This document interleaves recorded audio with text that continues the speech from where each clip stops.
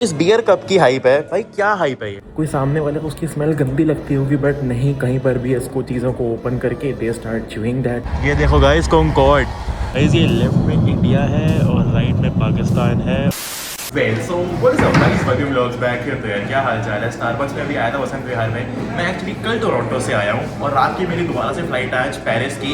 यही हो रहा है मेरा। भैया मुझे कहने के लिए कहाँ बाहर रहते हो हमेशा, तो अभी ये बियर कप लेने के लिए आया था। थैंक यू सो मच भैया इसको अरेंज करने के लिए। ये ऐसा बियर कप है, इसको लेके सीधा चलते हैं रात को पेरिस। तो चलो करते हैं ब्लॉग को start. Well so what's up guys, welcome vlogs back here.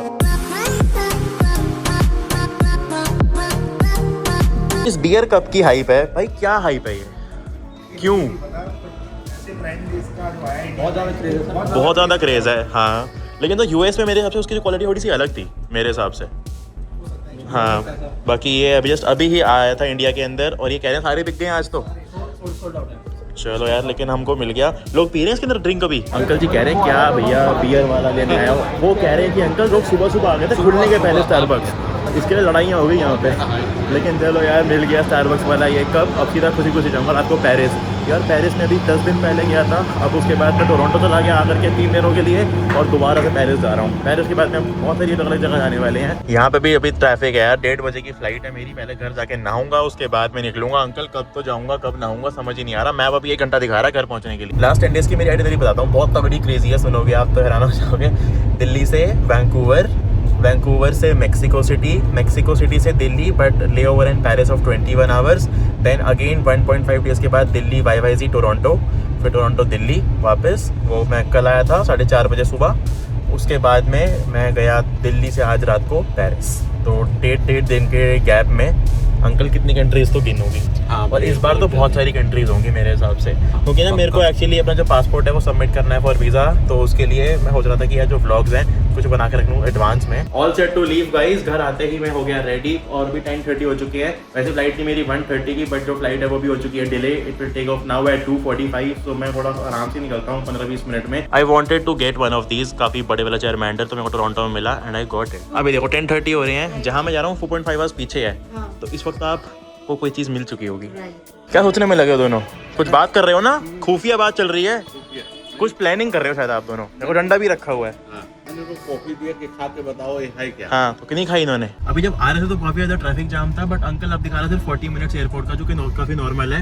लेकिन जब कल हम एयरपोर्ट से आए थे तो बहुत देर लग गई थी घर आने में। कल जब मैं एयरपोर्ट आया था तो मैं 5:30 बजे के आसपास आया था, क्योंकि पिक टाइम है अंकल शाम का, सब लोगों की छुट्टी होती है ऑफिस से, तो इसलिए बहुत देर लग गई थी घर पहुंचने में। लेकिन अभी तो 40 मिनट्स ही दिखा रहा है, जो एज यूजुअल है।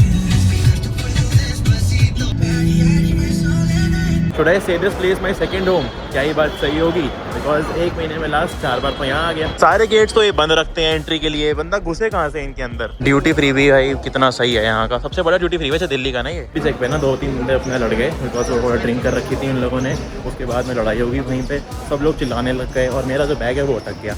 मैं वेट कर रहा हूँ मेरा बैग कब आएगा, मेरा बैग कब आएगा। वो लड़ने में लगे हुए हैं, तो जो उनका स्टाफ है वो लड़ाई उनकी सॉर्ट करवा रहा है। अगेन गाइस दोबारा से सब कुछ यही रिपीट कर करके मैं भी बोर हो चुका हूँ कि हमेशा यही ड्यूटी फ्री। उसके बाद ये बोर एज इन ये नहीं कि मैं घूमते घूमते बोर हो गया हूँ, बोर एज इन कि मैं हमेशा एयरपोर्ट पे आऊँ, फिर लाइन में खड़ा हूँ, वही सब कुछ रिपीट करो।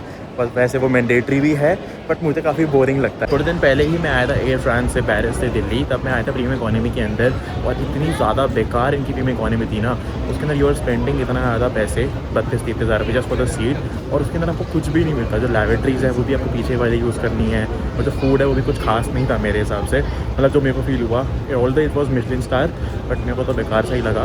बट अभी जा रहा हूँ इकोनॉमी के अंदर, बट जो मेरी सीट है वो काफ़ी ज़्यादा सही है। बिल्कुल पीछे की लास्ट की सीट है, ट्विन सीट्स, वो दोनों खाली थी, सो आई गॉट दैट। सबसे आखिरी का गेट है आज एयर फ्रांस का, लेफ्ट का सबसे आखिरी। गाइज नो ऑफेंस पहली तो, लेकिन जो ये लोग तंबाकू और चबा रहे होते हैं ना, मतलब क्यों तुम सबके सामने ये चीज़ें कर रहे हो। कोई सामने वाले को उसकी स्मेल गंदी लगती होगी, बट नहीं, कहीं पर भी इसको चीज़ों को ओपन करके दे स्टार्ट च्यूइंग दैट। क्यों? तुम पब्लिक के अंदर हो, थोड़ा ज़रा देखो अपने आसपास कि तुम कहाँ पर हो, किसके बीच में हो। बट नहीं, पैकेट खोल के अपना मुंह में यहाँ पता नहीं कहाँ रख के शुरू हो जाएंगे। क्या है यार। सबसे आखिरी की सीट मेरी है फ़्लाइट के अंदर, क्योंकि ये एम्प्टी थी, इसलिए मैंने ये रिक्वेस्ट करी गेट पे कि मेरे को ये मिल जाए, तो मैं ऐसे बैठ के आराम से अब सो सकता हूँ। यहाँ पे कोई नहीं है, तो ये बढ़िया ऐसे पैर फैला सकता हूँ। एक स्मॉल टिप, अगर आप एक फ्रीक्वेंट ट्रैवलर हो या अगर आप ट्रैवल भी करते हो, कि लास्ट मोमेंट तक ना सीट मैप खोल के देखते रहा करो कि सीट कौन कौन सी खाली है। यू नेवर नो कि आपकी जो साइड वाली सीट आपको खाली मिल जाए। तो मैंने लास्ट में गेट पे रिक्वेस्ट करा एंड दे वर लाइक हाँ ठीक है ले लो। वैसे ये जो सीट है ये पेड है, कुछ 5,000 कुछ की सीट थी। मैंने बोला कि मैं पे भी कर दूंगा, लेकिन हमने बोला कोई बात नहीं आप चले जाओ, ले जाओ ये वाली सीट। तो मैंने वाली सीट ले ली। बाकी ये बहुत सही है इनका इंफोटेनमेंट सिस्टम। इसमें काफ़ी अच्छी अच्छी मूवीज़ आती हैं। इसमें फार्मूला 1 भी है, लास्ट टाइम मैंने देखी थी अभी 1 हफ्ते पहले जाते हुए। और यहाँ पे मेन्यू है, इसके अंदर ये रहा मील मेन्यू। वैसे तो अभी स्नैक्स ही मिलेंगे, बट यहाँ पे साफ साफ सबको लिखा हुआ है कि क्या क्या मिलेगा। तो जब मैं आया था, आपको ऐसे बताया मैंने प्रीमियम में कोने पे आया था, तो अभी 1 हफ्ते पहले जो बंदे आए थे ना मेरे साथ में, वही इस वाली फ्लाइट पे अभी जा रहे हैं। तो वो मेरे को मिले अभी, कहते हैं कि अब कहाँ जा रहे हो, बिकॉज आई टोल्ड देम। और वो फ्रेंच है वैसे, तो आई जस्ट टोल्ड देम कि मैं ऐसे घूमता रहता हूँ 1 हफ्ते पहले। गाइस ये लेफ्ट में इंडिया है और राइट में पाकिस्तान है और ये बॉर्डर है, देखो पूरा पूरा का पूरा बॉर्डर लाइन है। अगले 8 घंटे मैं सिर्फ सोने वाला हूँ, क्योंकि मेरे को पेरिस में बहुत ज़्यादा काम है। तो बस सोऊंगा, पहले स्नैक्स खाऊंगा थोड़े से and then I sleep. Welcome to शार्ल डे गोल एयरपोर्ट गाइस। पेरिस में जितने बंदे इस वाली फ्लाइट पे आए हैं 80% मोस्टली ये ले ओवर वाले हैं, जो कि आगे कनेक्ट कर रहे हैं कनेक्टिंग फ्लाइट।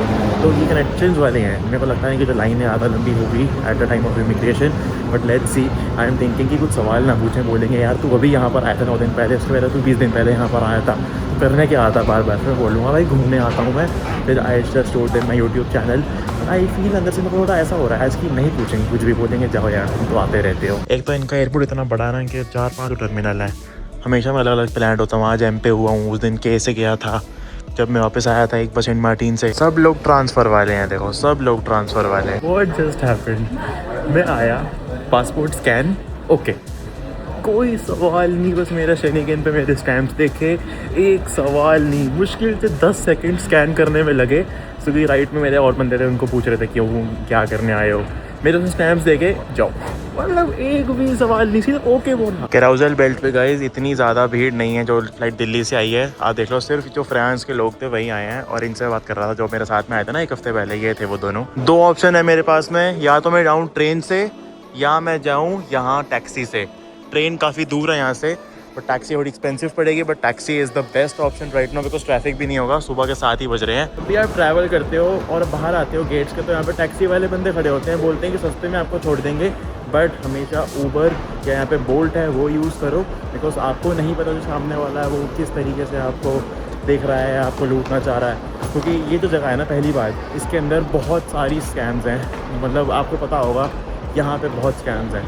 तो if you are actually alone, अगर आप अकेले हो, तो मैं ये रिकमेंड करूँगा कि अगर आपको घूमना ही है तो थोड़ा सा एक्सपेंसिव पड़ेगा, मुझे पता है, लेकिन टैक्सी लो यहाँ से अगर कुछ सामान वगैरह थोड़ा आता है।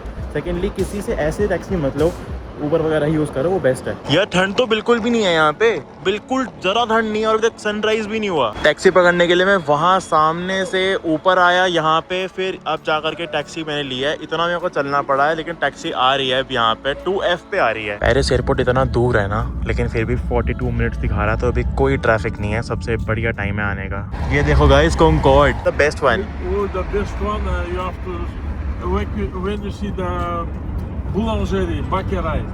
Okay. It's So what is the best boulangerie bakery over here in Paris which serves the best croissant? देखो यार, यहाँ पे जो पेरिस के लोग हैं ना, ये ऐसा नहीं है कि स्पेशली कहीं और ही जाएंगे खाने के लिए क्रोज़ों। यहाँ पे ऑलमोस्ट हर जगह सेम ही मिलेगा, बिकॉज जो है कि रेसिपी है हर जगह वो सेम ही है। बटर और जो बेक उसको करते हैं उसका तरीका सबका अपना अपना होता है, बट ऑलमोस्ट कितना ही फ़र्क होगा, 20-21 का फ़र्क होगा, लेकिन हर जगह जो क्रोज़ों यहाँ पे वो सेम ही मिलेगा। तो आई वुड रिकमेंड कि अगर आपको पेरिस आना है और आपको खाना है बेस्ट क्रोज़ों, तो आप किसी भी चले जाओ, बुलांजरी जिसको ये बेकरी बोलते हैं, वहाँ चले जाओ और वहाँ जाके आपको किसी के अंदर भी बेस्ट मिल जाएगा। बाकी सबसे जो अगर बेस्ट खाना तो एक इसाबेले करके है जगह, वहाँ अगर मेरे को टाइम मिला तो मैं जाऊँगा, बिकॉज मेरे पास आज बहुत सारे काम है, तो आपको दिखाऊंगा। वैसे नेक्स्ट ब्लॉग के अंदर जरूर खाने वाला हूँ मैं क्रोज़ों, बट अभी के लिए होटल जा रहा हूँ, वहाँ पर मेरा ब्रेकफास्ट भी होगा, बिकॉज मेरा जो होटल था ना वो पहले से बुक कर रखा है 2 रातों का। तो अभी वैसे सुबह हो चुकी है, बट मेरे को चेक इन मिलता नहीं है, बिकॉज जो चेक इन होता है 3 बजे के आसपास, और मैं सुबह अगर पहुँचा था फिर वो बोलते हैं कि सर रूम अवेलेबल नहीं है बहाने। तो इससे अच्छा मैंने कल से ही रूम खरीदा हुआ, तो I have the breakfast as well. Hotels वाले इतना पागल बनाते हैं ना। मैं जैसे ही आया हूँ मुझे कहते रूम अवेलेबल नहीं है। मैंने बोला मेरा कल रात से है। कहते अच्छा लेट मी चेक। तो उसने चेक करा, कहते जाओ। What was that? बट ये वाला होटल रूम काफ़ी यूनिक है। पता है क्यों? ये बाथरूम मैंने देखा, मैं इसके अंदर जाना कहाँ से है। फिर थोड़ा दिमाग लगाया, इसको हिलाया मैंने, ये देखो ऐसे बाहर आया, और ये है वॉशरूम। काफ़ी सही ब्रेकफास्ट है गाइज। मेरे को तो सामन दिख गई, मैं तो बस सामन उठाऊंगा, सामन खाऊंगा, मेरी फेवरेट है। इनकी जो ब्रेड होती है ना गाइज वो इतनी ज़्यादा हार्ड होती है और इतनी बड़ी बड़ी होती है ना, मैं तो ये छोटी वाली उठा ली। मेरे को तो समझ नहीं आया इसको काटूंगा कैसे, मैं किसी ने काटी नहीं अभी तक। तो ये है मेरा ब्रेकफास्ट गाइज, एस्प्रेसो कॉफ़ी के साथ में यहाँ पे सामन, चिकन, बढ़िया। और गाइस ख़त्म करते हैं अपने आज के इस व्लॉग को यहीं पे ही। I will just eat the breakfast now and I will go and take a shower and I will sleep for some 2 or 3 hours, then I will go, because 1 बजे के बाद में ही पेरिस के अंदर जान आती है, नहीं तो अभी तो सब लोग सो के उठते हैं।